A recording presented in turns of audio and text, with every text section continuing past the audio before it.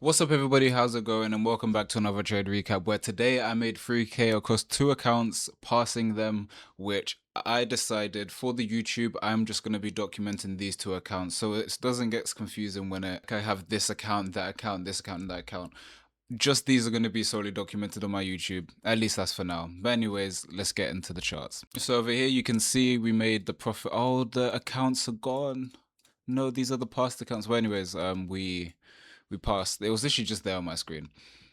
But yeah, we passed these two accounts there, boom, boom. But today was by no means a good trading day for me. To be honest, I was annoyed because, as you can see, we took a loss here. No, I think I took a break even here. Yes, this was break even. It wasn't a loss, but I was targeting down there. Then we ended up taking our first loss somewhere here. The thing is, I can't even show you the executions. I know I took an extra trade within this area. I'm assuming it might have been like this. Yeah, for safety, we're going to keep it like this. Then we took this trade, and this was the final winning trade. As you can see, I was very confident in my longs. We did have this new week opening gap that had opened underneath us down there, but I didn't think it was going to go down to fill it now. But anyways, let's get into the trade recap.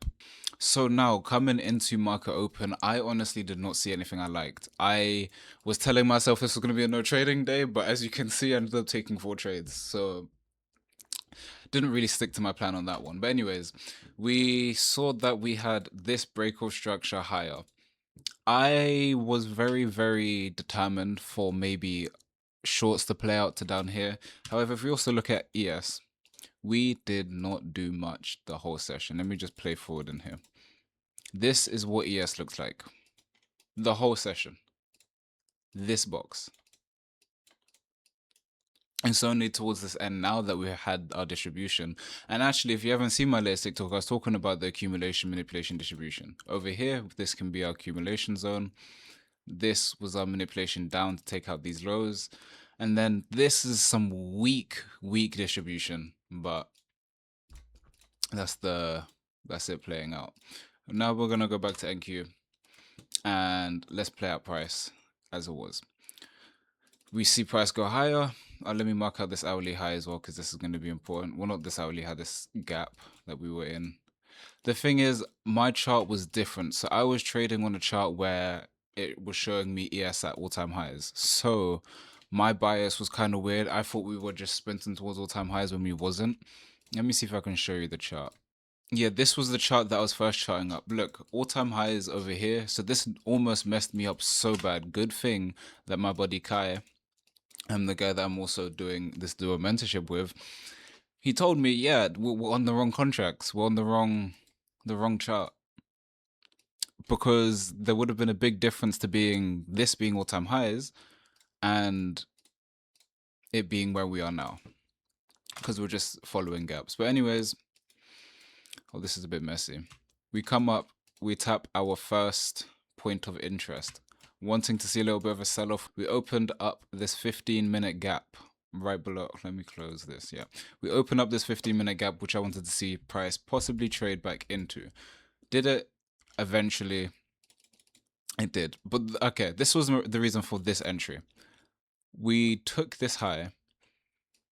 We broke below this 1 minute. This is not a typical entry. This was very discretionary. I was fine with going with low risk and I had the means of going break even pretty soon. But I wanted to see price at least come down to this 15-minute gap or maybe even on anything on the lower time frames. I'm not sure what was here. Yeah, we had this 3-minute gap. That's definitely a place for price to come into. And then we played it out. I saw this, so I moved break even. And we ended up getting tapped out here, break even, which was fine. It's okay. We created some internal liquidity, at least in my eyes, some internal here. We had the hourly gap that would finish closing there and the 15-minute there. So I was still fine with playing shorts down to any of these levels, the internal liquidity or even the 15-minute gap. But price then ended up getting this little move down. And my short idea, oh no, I remember, my bad. I lied to you guys. I tried to short again here. I saw this, I tried to short, and then yeah, we had this move down, so I moved my stop towards there. I didn't even record the whole thing because I forgot again. And then I saw that created, so I moved my stop to there. So it was like trimming my wrist quite a lot, but then I ended up getting stopped out. And then I flip bias because I see that we end up wanting to. It wasn't even like we tapped into a zone. It's just that we took this internal liquidity, we reswept it again and again. So I was like, surely this has to be the last time. We end up getting a nice reaction up to then hit me up break even, which was a bit annoying. And played, and I had one more shot on me because I was like, yeah, I'm gonna trade these evals. And guess what? We ended up getting this little candle. This candle gave me enough signal to be like, let's just go long, send our last shot. And then we ended up making back all of our losses, plus making some more. So that was a very big trade. Amazing trade. I'm going to put it on my TikTok because I did record that one. I am in a little bit of a rush, so I am going to end the trade recap there. I hope that you learned something from this. If you are looking to buy some accounts of Alpha Futures so that you can hopefully pass some of the accounts like this, be sure to use code DJ to help support me. And also because they are extending their 25% off discount, which you can see in the bottom corner down there. Other than that, see you in the next trade recap.